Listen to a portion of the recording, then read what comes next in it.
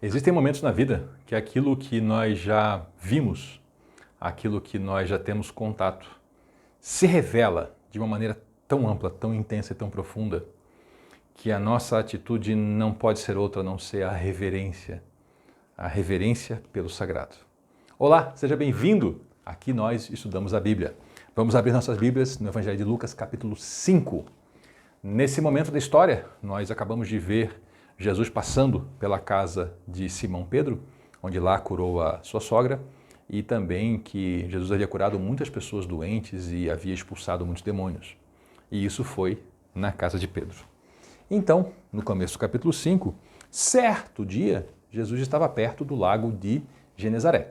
Esse é o mesmo Mar da Galileia, Mar de Tiberíades, são nomes diferentes para o mesmo lugar, e nós vamos observar talvez conforme a origem da pessoa, o nome que ela dá. Né? Lucas, ele não é do povo de Israel, ele é um autor, ele é do mundo grego, né? O nome dele é um nome latino, Lucanus, Lucas é o diminutivo, escreveu num grego maravilhoso, um grego culto, um grego bonito, e escreveu para uma igreja formada por pessoas tanto de origem grega, quanto origem romana, quanto origem judaica, e então ele usa um nome internacional, um nome conhecido, né? Lago de Genezaré. Talvez se ele falasse Mar da Galileia, as pessoas não entendessem onde é que era isso, né? Não tivesse ouvido falar ainda, por ser um nome local. E havia então uma multidão que comprimia Jesus de todos os lados para ouvir a palavra de Deus. Então as pessoas sabiam que Jesus falava a palavra de Deus, e elas estavam comprimindo ele e não dava para dar aula. Então ele viu à beira do lago, haviam 2 barcos. E os pescadores tinham deixado ali os barcos porque eles estavam lavando as redes, ou seja, já tinham pescado e estavam agora lavando as redes para guardar, tinha já encerrado o seu turno de trabalho.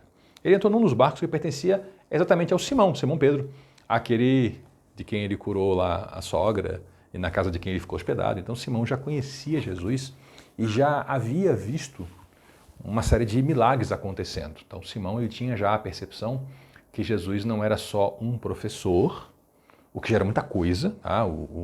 Em Israel, o professor é ainda hoje, né, muito prezado, né, dentro do contexto religioso especialmente, diferente da nossa sociedade que despreza os professores, que maltrata os mestres. Claro, nossa sociedade está de perna para o ar, né? Nós vivemos num mundo onde se despreza o ancião, o professor, a fé religiosa. Então, não é à toa que as coisas estão como estão no planeta Terra. E Jesus pediu que Simão afastasse um pouco o barquinho da praia. Ele então se sentou para ensinar. Isso aqui é mais um sinal. Esse é o modo judaico de ensinar. O mestre se senta e a multidão se cala para ouvir o mestre. E chega um momento em que acontecem perguntas e respostas, mas não tem interrupção do mestre, não tem conversa paralela, não tem murmúrio. Nós adotamos o modo grego, o professor em pé falando, e hoje nós temos esse modo contemporâneo que nem mais é o modo grego, porque mesmo no modo grego havia respeito. O nosso modo hoje é o modo talvez caótico, né? Onde o professor tenta ensinar, apesar da balbúrdia dos alunos em muitos ambientes. Aqui não, era modo judaico. Aliás, só um rápido adendo sobre o modo grego.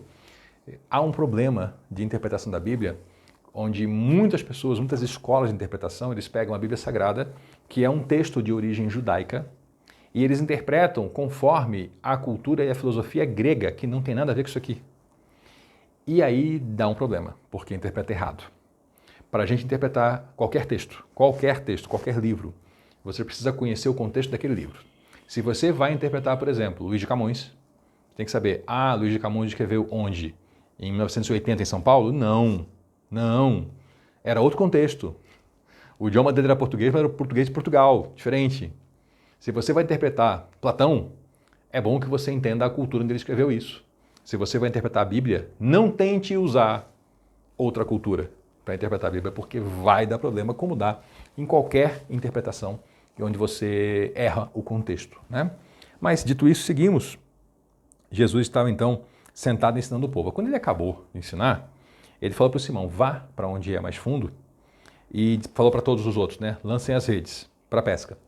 E o Simão, já tem uma percepção interessante aqui. Ele fala, mestre é professor, rabino, rabi, são palavras para designar o professor. Mestre, nós trabalhamos a noite inteira e não pegamos nada.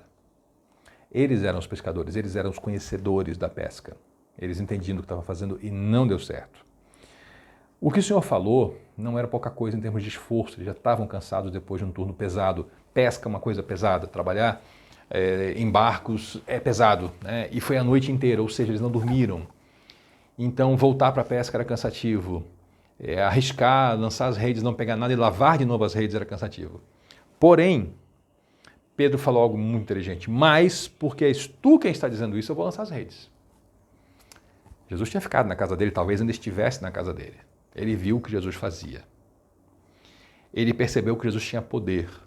Talvez ele tivesse a percepção que Jesus era um grande profeta. Como, por exemplo, Elias foi um grande profeta, Eliseu foi um grande profeta, que realizava milagres. Talvez fosse isso. Eu digo talvez porque a gente não sabe ao certo, mas o que acontece depois mostra que Pedro não tinha ainda a percepção que ele passa a ter. Ele muda essa percepção, e é de maneira intensa. Quando eles fizeram isso que Jesus mandou, lançar as redes, eles pegaram uma quantidade tão grande de peixe que as redes começaram a se rasgar. Era muito peixe. As redes não foram feitas para tanto peixe.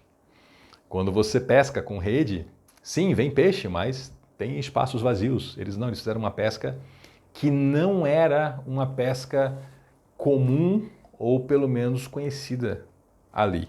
Ali não se pescava assim, da rede vir encher desse jeito. A rede começou a se romper. Então eles fizeram sinal para o pessoal do outro barco vir ajudar. E eles começaram a recolher a rede e distribuir os peixes para os dois barcos. Barco tem limite de carga. À medida que você põe carga num barco, ele vai afundando mais, ele vai calando, né? Ele aumenta o seu calado, que é o quanto do barco está abaixo da linha d'água, e ele diminui a sua borda livre. E tem que ter uma borda livre porque se vem onda, ela não pode entrar, né? Lembre que o mar não é assim, não é lisinho, né? Não é como uma superfície absolutamente plana, então tem que ter uma borda livre. E encheram tanto que os barcos começavam a afundar, porque entrou muita carga, muita carga. Era uma pesca para a qual as redes não estavam preparadas, os barcos não estavam preparados. Então você entendeu que essa pesca é absolutamente incomum, uma pesca sobrenatural? Foi isso que aconteceu. Quando Simão Pedro viu isso, aqui muda a cena. Muda a cena, eu vou até parar para conversar um pouquinho com você sobre isso. Vamos lembrar que Simão teve Jesus na sua casa. Vamos lembrar que foi num sábado onde Jesus curou gente. Quando anoiteceu, o povo trouxe muita gente. Jesus, quando chegou na casa de Simão, ele voltou da sinagoga, onde ele havia feito um milagre, chegou na casa de Simão para se hospedar, era um sábado, a sogra de Pedro estava de cama e Jesus deu uma palavra de repreensão para a febre e ela ficou boa e os serviu. Pedro viu isso. Isso certamente impressionou Pedro, tanto que ele fala, mestre, pesquei a noite toda, mas como foi tu que mandou, eu vou lançar a rede. Não bastasse isso, naquele mesmo sábado, quando o sol se pôs, quer dizer, acabou o Shabat, já não era mais tempo de Shabat, as pessoas foram para a casa de Pedro com seus doentes, com seus endemoniados, com, enfim, todo tipo de necessidade. E Jesus ficou lá, curando, limpando, purificando, expulsando demônios. E Pedro viu isso.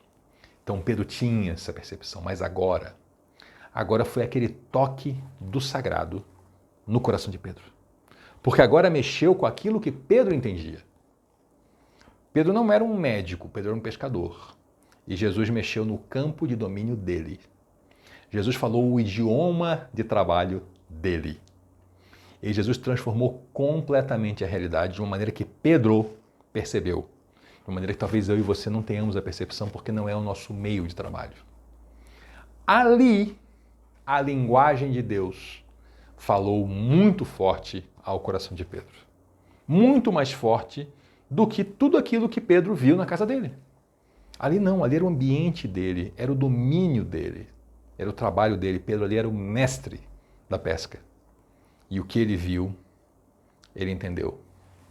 Isso aqui não é normal. Isso aqui não existe. A realidade foi alterada. Esse tecido da realidade, como alguns chamam, ele foi esgaçado. Talvez ele tenha sido rasgado. E uma coisa nova foi feita. Pedro ficou profundamente chocado com isso. Por que eu sou tão enfático? Porque talvez você não tenha a percepção, porque não é da nossa cultura. Talvez você não tenha a percepção que o que Pedro faz a seguir é extremamente radical e intenso.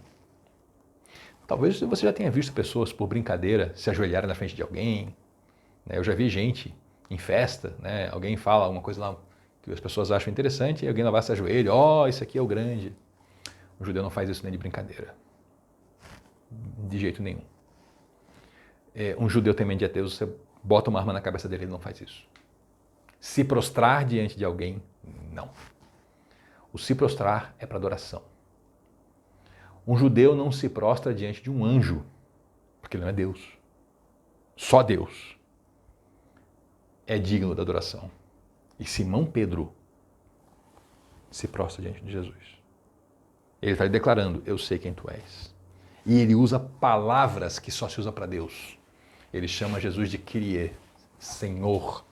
Mas é o Senhor que se fala para Deus. Ele diz assim, afasta-te de mim, Senhor, porque sou pecador. Porque ele e todo mundo estavam perplexos. Todos estavam perplexos. Também Tiago e João, que eram sócios dele, né? Sócio de Simão. Tiago e João eram filhos de Zebedeu. Eles eram irmãos. Simão fala, te afasta de mim porque eu sou pecador.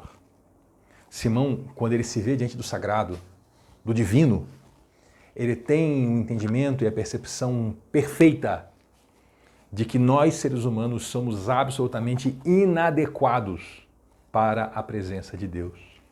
É como Isaías, muitos séculos antes, que foi levado diante do trono de Deus. E ele viu aquela cena e ele não saiu comemorando. Ele falou, ai de mim, que sou pecador, que sou um homem de lábios impuros. E ainda pior, vivo no meio de um povo de impuros lábios e eu vi o Senhor. É a sensação de que está tudo errado, eu não era para estar aqui, ele não era para estar aqui comigo. Senhor, te afasta. Sai, Senhor, sai porque eu não posso estar perto de ti. Eu sou um homem pecador. Essa primeira noção, ela é perfeita, ela é exata. E todos nós precisamos, em algum momento da vida, ter isso. Se não ao longo de toda a vida, mas em algum momento a gente tem que ter esse choque e dizer, para tudo. Eu não sirvo para isso. Eu sou absolutamente, não é relativamente, é absolutamente inadequado e inapropriado para a presença de Deus. O que Ele é, eu não sou. E nós somos completamente incompatíveis. E eu não posso estar perto dele. Essa é o primeiro choque. Mas aí, está correto. Vem a voz de Jesus. Como sempre vem a voz de Deus e fala assim, não temas. Não temas. A sua percepção está correta. Mas Deus vem até você para lhe resgatar. Jesus fez isso na cruz. Pagou pelos nossos pecados. Ele faz isso hoje, se apresentando a você no Espírito Santo, na Bíblia Sagrada. Ele hoje busca você para perto dele. Sim, nós somos inadequados. Porque não somos nós que vamos à presença de Deus e alcançamos a presença de Deus. Nós não alcançamos nada, nós recebemos de graça. Por favor, não merecido. Ele vem até nós, ele fala, exato, sua percepção está correta e está tão correta que eu vou te buscar. Não temas. Essa é a palavra do Senhor para nós. E para Pedro ele fala, não temas. De agora em diante, você será pescador de homens. Pedro lançou suas redes pelo mundo todo e fez outros pescadores também como ele. E estamos aqui hoje, eu e você, conversando sobre essa pesca maravilhosa que nos alcançou para o reino de Deus. Então eles arrastaram seus barcos para a praia, deixaram tudo e o seguiram. Você entendeu que eles fizeram o maior negócio da história da pesca daquele lago? E eles não ficaram ali para tentar outra pesca daquela, para usufruir desses negócios. Eles entenderam que aquela pesca era um sinal. Era algo apontando para Jesus. Um dos homens dessa cena, que era João, quando ele escreve o seu evangelho, João, ele não usa a palavra milagre. Se a sua tradução traz milagre, é uma pena, porque é uma perda. O que ele usa é sinal. João sempre fala, esses sinais, esse sinal aponta. E eles perceberam que aquela pesca maravilhosa era um sinal para que eles entendessem que eles estavam diante de Deus. Então eles largaram tudo e seguiram Jesus. E se tornaram pescadores de homens. Tenha essa palavra no seu coração. Não tema, não tema, não tema. O Senhor veio para você. O Senhor veio para nós. Muito obrigado por nos acompanhar até aqui. Volte na próxima, porque aqui nós estudamos a Bíblia. Até lá!